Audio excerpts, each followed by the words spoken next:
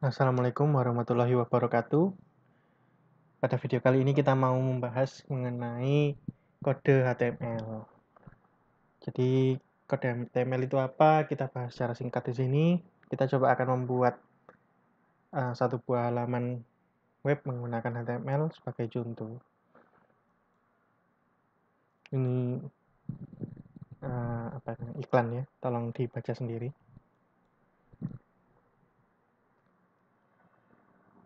Oke. Jadi kode HTML itu apa sih? Gitu ya. Untuk siapa? Gitu. Jadi yang menulis kode HTML itu, jadi kode HTML itu ditulis oleh manusia pasti ya. Terus kode yang tertulis itu dibaca oleh browser. Di manusianya nulis, dibaca browser.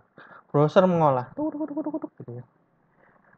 Sehingga bisa tampil menjadi sebuah halaman web yang mudah dibaca, bagus, menarik buat manusia, gitu. Jadi itu letaknya bagaimana kode itu seperti yang tadi ya, kode tertulisnya dibaca oleh browser, berarti yang baca kode HTML itu browser, yang nulis manusia atau programmernya. Jadi gitu. Sedangkan yang tadi ya, yang tadi itu browser itu mengolah kode yang sudah ditulis menjadi sesuatu yang mudah dibaca atau yang menarik, yang baik sesuai aturan sehingga orang itu bisa membacanya. Tuh. Nah, kita jelaskan yang pertama dulu. Nah, karena yang nulis manusia dan yang baca itu browser, berarti manusia harus mengikuti aturan cara-cara nulis supaya browsernya bisa membaca. Kalau browsernya nggak bisa membaca, tidak bisa memahami apa yang dituliskan oleh manusia, maka browser akan gagal dalam melakukan processing. Jadi tidak bisa merubah tulisan-tulisan itu menjadi tampilan. Gitu ceritanya. Makanya manusia ketika menulis harus pakai kode. Kurang lebih seperti itu ya. Nah, kodenya kalau bisa dibaca oleh browser baru bisa dirubah menjadi tampilan-tampilan yang juga akhirnya mudah untuk dibaca manusia.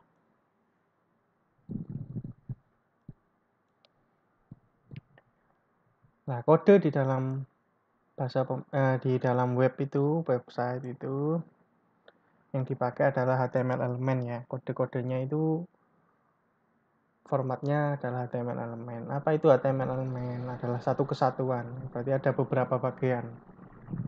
Ada banyak bagian yang menjadi satu yang akhirnya dinamakan HTML elemen. Nah, HTML elemen itu memberi tanda pada konten atau isi atau bagian dari halaman web. Jadi ada bagian dari halaman web itu diberi tanda. Kenapa diberi tanda? Agar browser mengetahui maksud dari yang nulis itu apa sih isinya ini, isinya ini mau diapakan, jenisnya apa sih yang diisikan tadi, gitu ya. Kontennya ini jenisnya apa, gitu. Contoh nih, supaya browser tahu bahwa bagian yang dimaksud ini, jadi ada gambar di bawahnya, bagian yang dimaksud ini adalah judul dari sebuah halaman web, maka perlu diberitahu browsernya dengan kode seperti ini. Jadi depannya diberi kurung siku ini ya, diapit oleh tanda lebih kecil dan lebih besar. Di tengah-tengahnya ada kata-kata yang sudah yang sudah ditentukan. Jadi tulisan title itu sudah ditentukan bahwa itu digunakan untuk menandakan bahwa isi yang diketikkan manusia ini kalau diapit oleh tanda ini lebih besar, lebih kecil, lalu title terus lebih besar dan ditutup dengan lebih kecil garis miring title ya, lebih besar, itu berarti isinya ini adalah sebuah judul dari halaman. Gitu. Jadi gampang ya, nggak terlalu sulit. Cuma judul-judulnya ini berupa bahasa Inggris ya, dalam bentuk bahasa Inggris. Title itu bahasa Indonesianya judul. Kodenya ini maksudnya apa? Kita lihat di sini. Ini tadi ya, berarti yang tulisannya ini berteduh dari hujan ini adalah sebuah isi atau konten. Nah, supaya browser tahu konten ini apa, bagian apa sih dari sebuah halaman web, diberi penanda. Penandanya seperti ini, tag pembuka namanya yang di depan itu atau yang di kiri.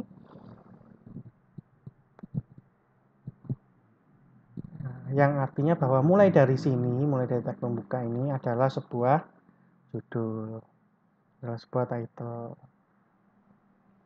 Lalu ada tag penutup yang mana mengakhiri, berarti sampai sini tok judulnya itu, hanya sampai sini saja.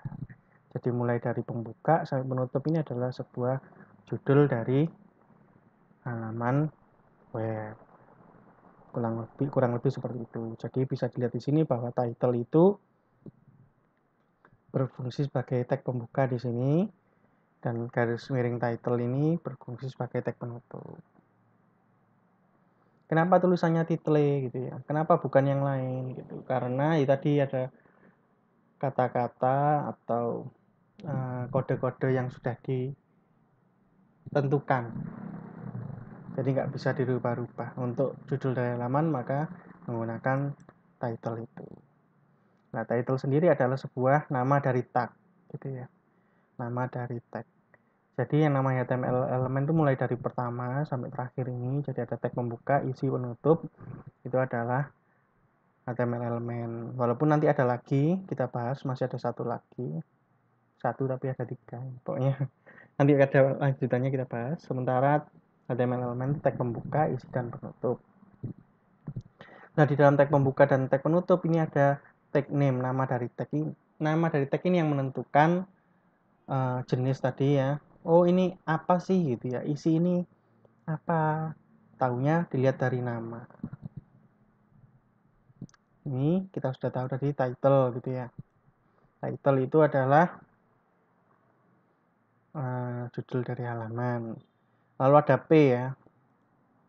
Kita nyoba P.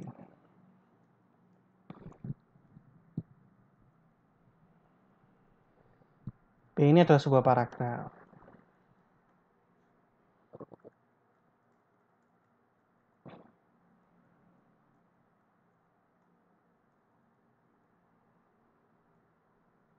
Ya.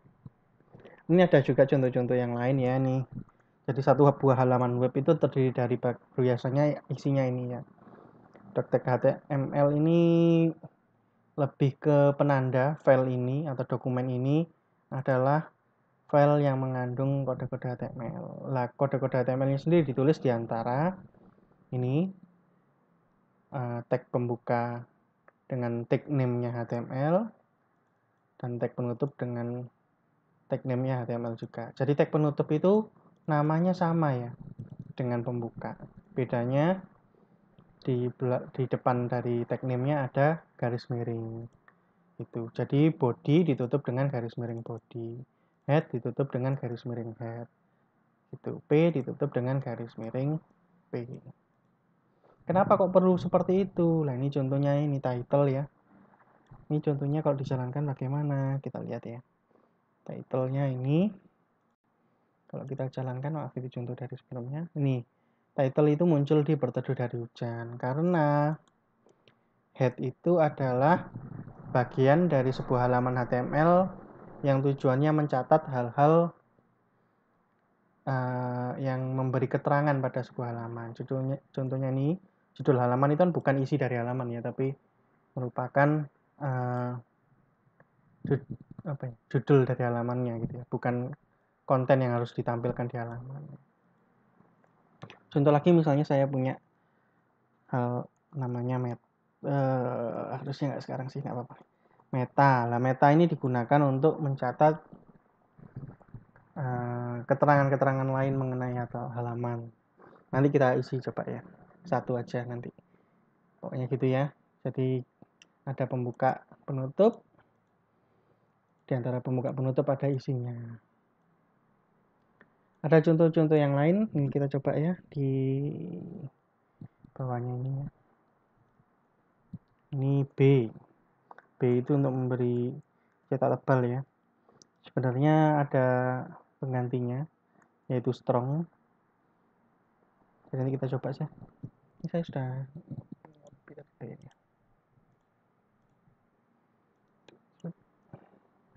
coba strong ya, kita tambah lagi strong. Kalau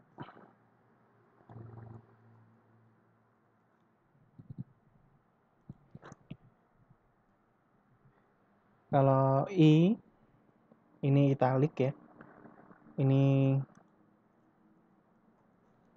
strong itu artinya apa ya, perlu ditekankan gitu ya, kebalik ya, strong itu kan kuat ya, apa ya arti terus kita saya itu italic ya, berarti cetak miring. Itu ada anunya lagi, ada nama tag yang berbeda tapi fungsinya sama, IM.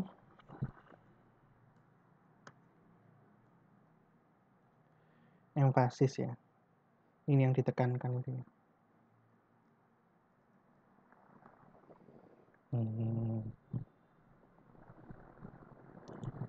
Kalau dijalankan ini ya, ini yang bold B, ini yang italic I, ini yang underline U, ini yang strong, ini yang emphasis. Di HTML 4 sebenarnya ini diganti dengan ini, diganti dengan strong dan IM, tapi di HTML 5 besak karepmu, mau pakai yang mana silakan. Oke. Itu ya contoh-contoh yang lain. Ini ada contoh-contoh yang lain, table nggak akan kita coba, artikel, button itu tombol, artikel itu ya artikel, tabel ini ya kayak di Excel itu ya, ada kolom-kolom dan baris itu. Oke, dari sini kita lanjut ke ini sudah tadi ya, tag pembuka penutup. Nah, ini yang saya maksud tadi, bagian terakhir dari sebuah HTML elemen. Jadi ada HTML elemen yang memiliki isi, contohnya ini tadi ya, title, head, body, HTML, ini semua punya isi. Isi itu apa sih? Ada sesuatu di tengah-tengah itu ya. Lalu ada kode HTML yang tidak punya isi. Ini contohnya, tapi ada satu yang kita sudah tulis tadi, meta ini ya. Meta itu memberi keterangan dari halaman, ini nggak punya isi. Jadi punyanya gini, ini untuk memberi keterangan misalnya penulisnya siapa.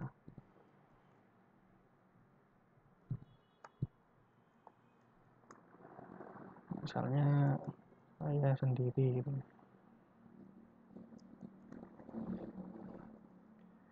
Misalnya gitu ya. Ada tambah ya. Description misalnya, penjelasan mengenai halaman ini tentang apa sih.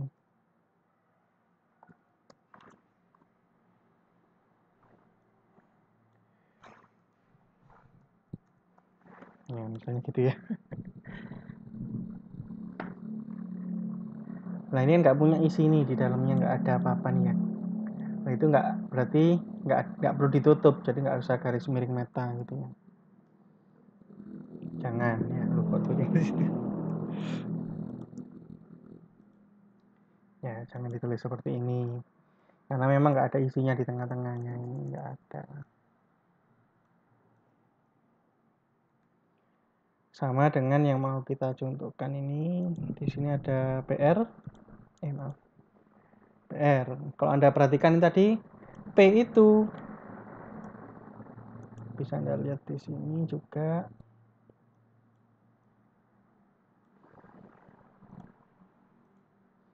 Bahwa P itu adalah bentuknya adalah blok ya.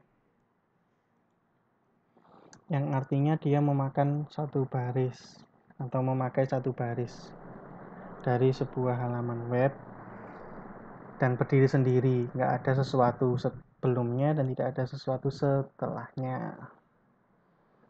Jadi kalau yang ini ya, setelahnya ada ini, ada QWERTY. Misalnya saya taruh di sini. Maka otomatis QWERTY-nya didorong untuk pindah, untuk munculnya di bawah. Ya, QWERTY-nya tetap di bawah. Sama dengan yang P yang ini ya. Ada sesuatu sebelumnya, misalnya EM ini. Maka otomatis P-nya ini pindah ke bawah sendiri. Ya. Karena dia letaknya memakan satu baris. Sedangkan yang lain ini bukan blok tapi inline. Inline itu apa? Bisa berdampingan dengan objek lain, HTML elemen lainnya dalam satu baris. Contohnya SDF ini dengan ZXJV ini berada pada baris yang sama ya. Jadi bisa berdampingan dengan HTML elemen yang lain. Tuh, jadi bagaimana caranya supaya mengubah P jadi itu ya? Sebenarnya bisa, tapi secara defaultnya kalau mau buat buat sesuatu yang blok ya ada HTML elemen yang nama tag name-nya itu, nama tagnya itu akan otomatis membuat HTML elemen tersebut berbentuk blok ya. Bertipe blok gitu ya. Lalu ada HTML elemen yang nama-namanya itu kalau dipakai misalnya ini B, I, U itu strong dan EM ini tidak akan akan otomatis inline, jadi tidak akan menggeser baris-baris yang lain. Nah, kalau mau menggeser kita pakai contoh di sini ya. Kalau saya mau geser nih, saya maunya yang strong ini di bawah. Nah, ada salah satu HTML elemen atau tag yang gunanya untuk ini BR itu break ya. Ini memaksa untuk pergi ke baris baru. Jadi HTML elemen setelah BR ini akan otomatis pindah ke baris baru. Gitu ya.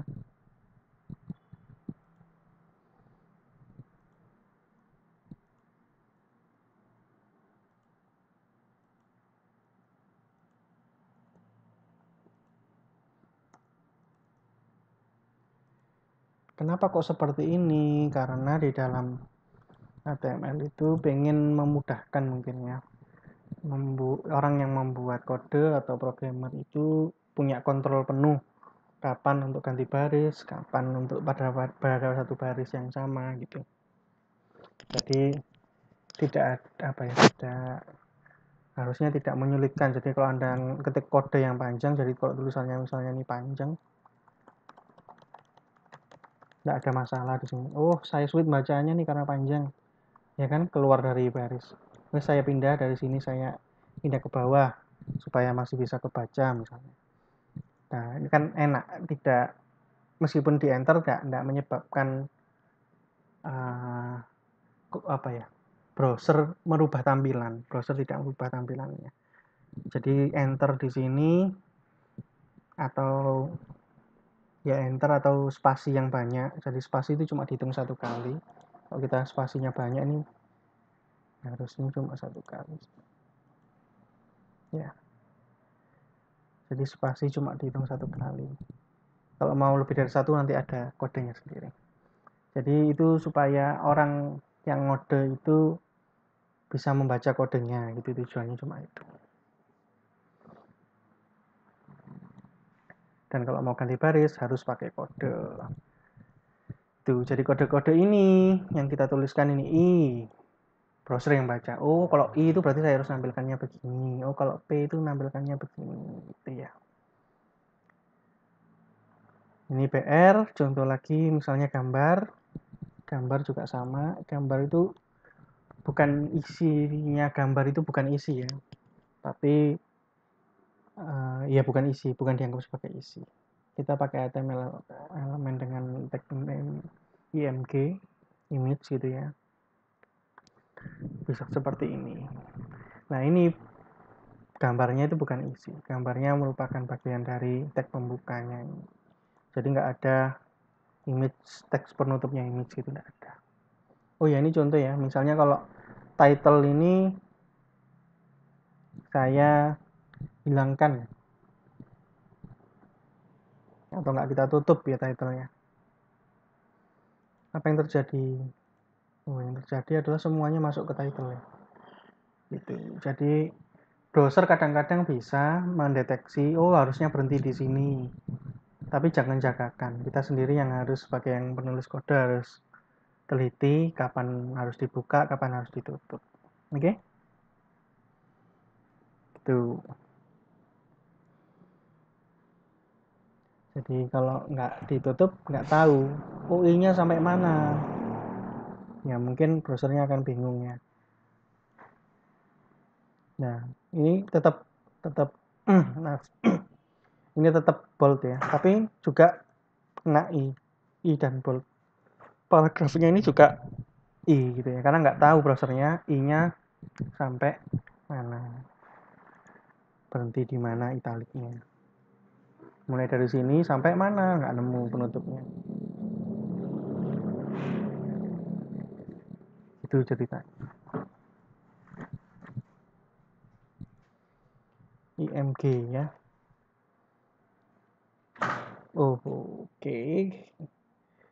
Ada banyak yang lain ya, tapi gitu yang kita coba. Terakhir ini ya, materi yang terakhir yaitu atribut. Jadi kalau Anda baca di sini, ini konten atau isi, tag pembuka, tag penutup. Di dalam tag pembuka ini kita bisa tambahkan atribut. Atribut itu kelengkapan-kelengkapan lain yang membantu browser untuk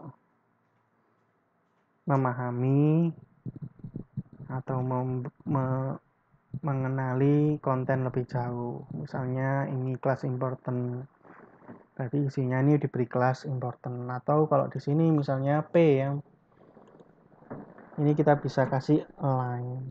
Align itu kalau di Word ngerti ya, rata kiri, rata kanan gitu ya. Misalnya kita kasih rata tengah gitu ya, center.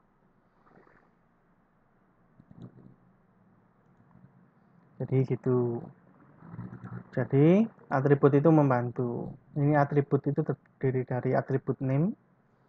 Align ini adalah sebuah atribut name. Center ini adalah isinya.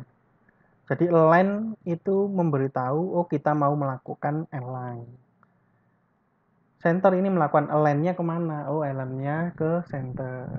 Atau align apa yang mau dipakai? Oh, align yang mau dipakai adalah center. Tahunya nih ya, align sama dengan, lalu baru isi dari atributnya. Isi atributnya adalah center.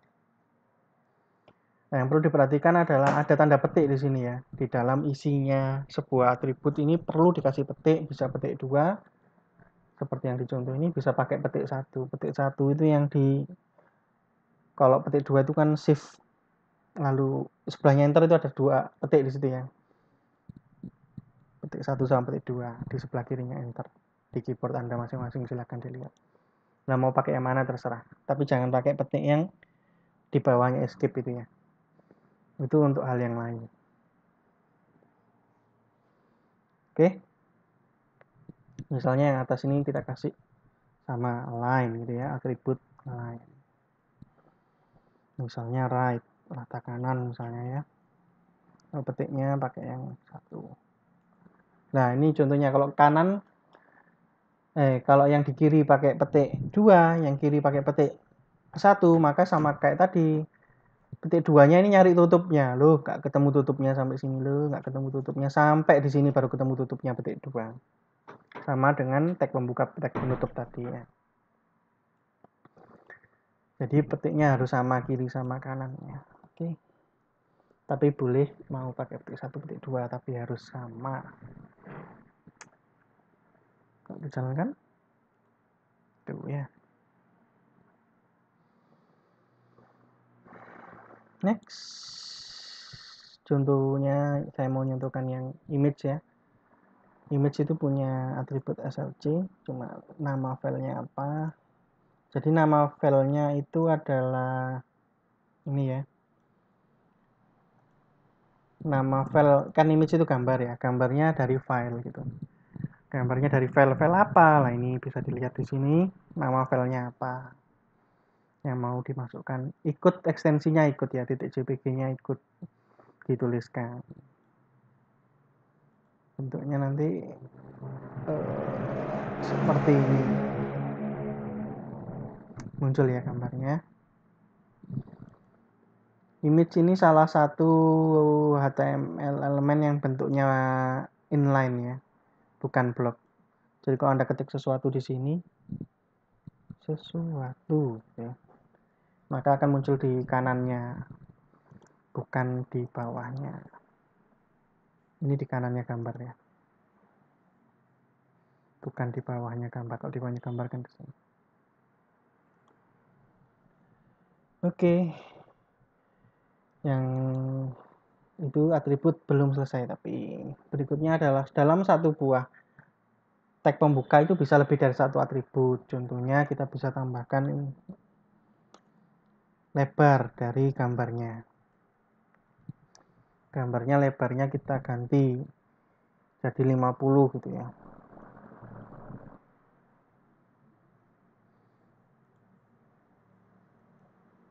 Maka ukurannya mengecil. Jadi kita bisa atur ukurannya pakai width. Kita bisa atur tingginya juga, misalnya height-nya misalnya 100. Jadi ukuran filenya akan berubah ya. Kalau tadi rasionya tetap width-nya saja yang diatur, gambarnya mengecil, tapi rasionya tetap ya, panjang kali lebarnya tetap. Tapi kalau width-nya diatur jadi ketarik gitu ya, jadi rasionya berubah. Itu kurang lebih itu. Yang terakhir adalah ini tadi, bahwa dalam satu buah tag pembuka ini, dalam satu tag ini bisa ada lebih dari satu atribut. Ini namanya atribut name, ini namanya atribut value atau nilai atau isi dari atribut.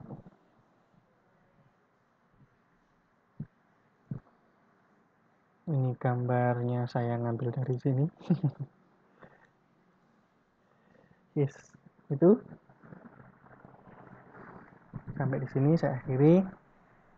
Wassalamualaikum warahmatullahi wabarakatuh.